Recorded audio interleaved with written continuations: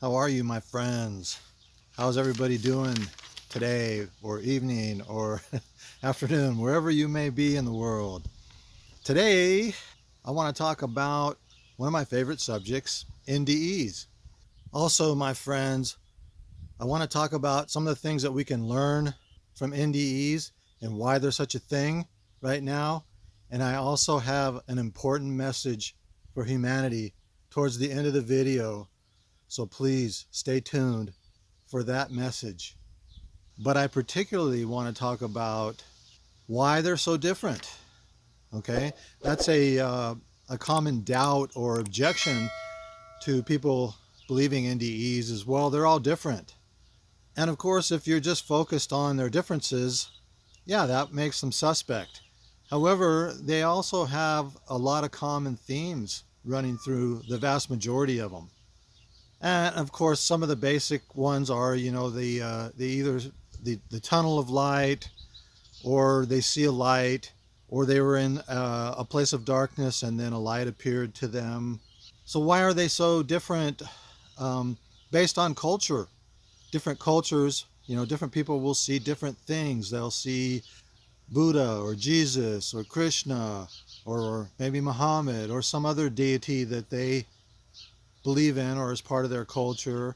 And they may not even believe in it anymore, but they were raised that way as children.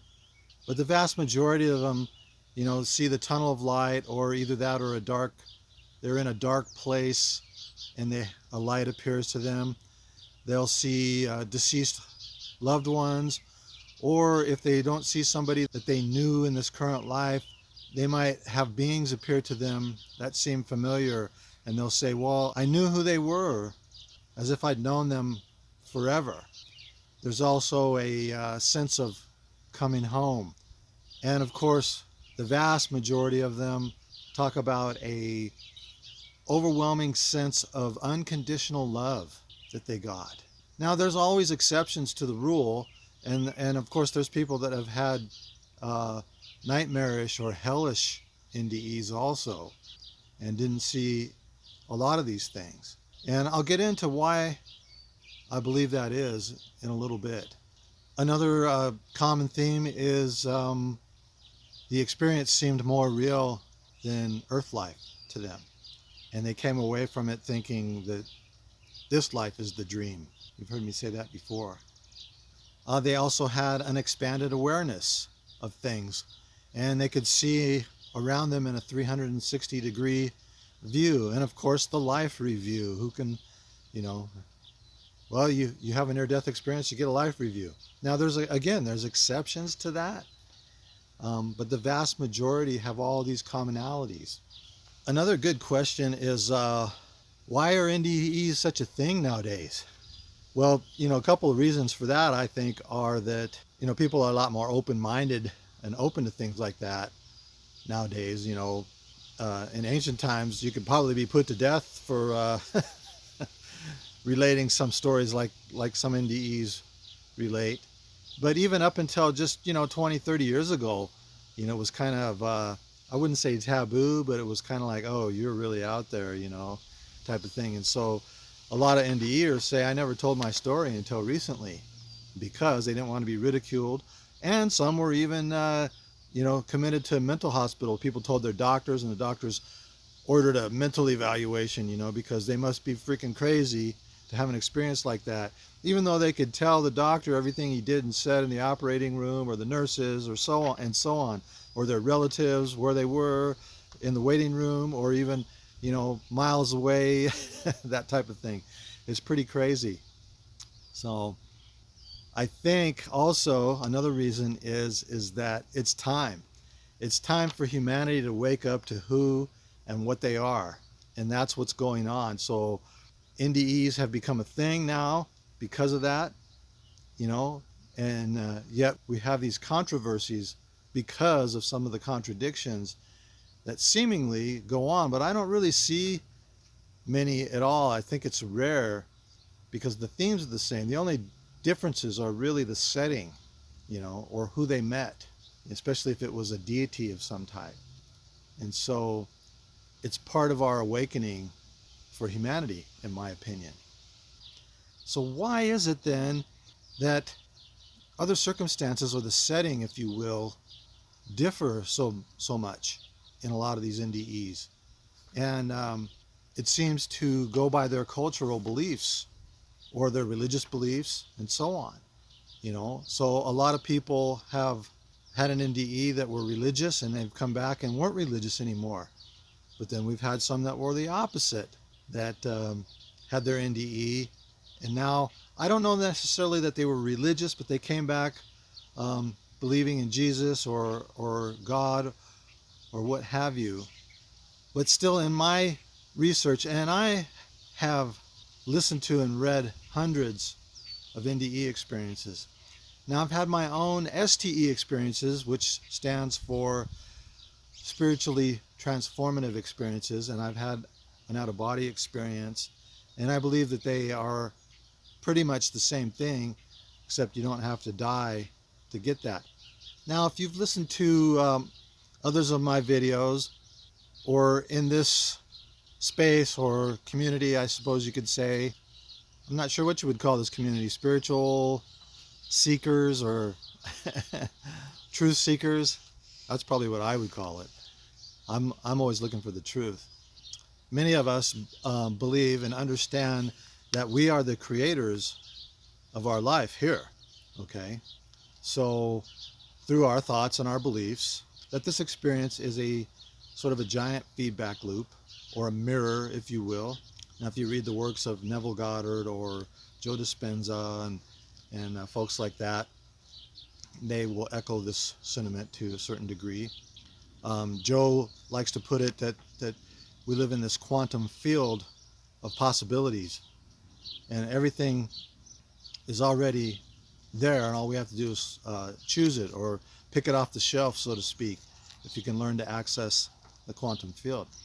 Now, for me, I see it very similar to that, and except we're insulated here. Everything is slowed down here, so to speak, and so things don't necessarily manifest as quickly. But on the other side, we don't have those limitations. When we enter into the spirit world, if you will, or some call it the astral world, or others might just call it heaven, if you will. We create with our thoughts and beliefs there also. And this, to me, my friends, explains why so many NDEs are vastly different in their settings. Because being creators, we are creating the setting that we would be the most comfortable in, and that is dependent upon our beliefs and our thoughts and so on. Especially since we're coming freshly from this life where we have a lot of ingrained beliefs and thoughts. That really is it in a nutshell of why NDEs are so vastly different. Yet they also have all those common themes running through them. Again, there's exceptions, like I've said. Now, there's a couple of organizations that you can look into, and I'll link them in the comments. They've compiled some of the things, some of the commonalities of NDEs, and one of them is called IANDS, and that's an acronym, IANDS, and the other one is NDERF, also an acronym, NDERF. And there's a lot of articles and things on there that talk about this sort of thing, and they also have some, they also document a lot of NDEs. I think NDERF is the biggest one, and they've documented over 53,000 or 5,300 NDEs. If you're familiar with Anita Morjani, I believe her story was first told there, if I remember correctly. Probably most of the people that are going to watch this video are not necessarily doubters, or they might have some doubts, but they, for the most part, believe that the experiences were real, that sort of thing. The doubters are going to doubt because all they're going to focus on is either the differences or just their lack of information of looking into it. They've heard the myths that, oh, it's just a dying brain or chemicals in the brain type of thing, which has been completely, absolutely proven false, that sort of thing. But those of you who are interested in this sort of thing, which is probably why you would want to watch a video like this, and the many ones that are out there, have probably wondered, well, gee, what about all of those differences? Well, that's my explanation for it, my friends. So you tell me what you think. If you are for lack of a better way to put it, a believer in the vast majority of NDE experiences, and I'm sure there's some false ones out there, people who do it for attention or to try and make money, to write a book or what have you, but you still wonder about the differences, and what that means. Tell me what you think if you have an idea. If you've had a spiritual awakening, or you're in this community and you're a seeker of some sort, you've probably seen that there's an awakening going on. And there's kind of a divide. There's people who just want to stick with the status quo and the norm, yet there's a lot of people that are waking up and realizing that we need to create a new world. We need to create a different world. We need to tear down some of the old systems that aren't serving us anymore, and create a world of love and kindness and peace and brotherly love, so to speak, and live the golden rule. I think that's a really important point. And perhaps maybe that's the most important point of this video. There's quite a divide going on. And even in the spiritual community, I see a lot of videos that are talking about, oh, I've seen the future, and we're headed for a war, or we're headed for some big battle, or we're this or we're that. And of course we are, if everybody believes that, because we're the creators, my friends. So stop buying into that stuff and stop contributing to that giant thought form that could fulfill all those prophecies. Yeah, there's big change coming, and it's going to be bumpy, but it doesn't have to be devastating or a war. Now, unfortunately, that's humanity's legacy. We don't change except in major crisis. But I don't think that has to be, and I'm hoping it's time for humanity to make a change without a major crisis. But those crises do wake us up to a certain degree. So anyways, that's my hope for the future.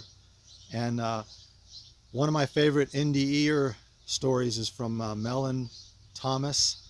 If you've heard of him, if not, look him up. Mellon Benedict Thomas, I believe. And I love he saw the future, and he saw a bright future for humanity. And I loved the positivity of it all. And he did talk, he did say there was going to be some bumps in the roads. But anyways, give him a look if you haven't. He's passed away now finally, but anyways. All right, my friends. Peace out.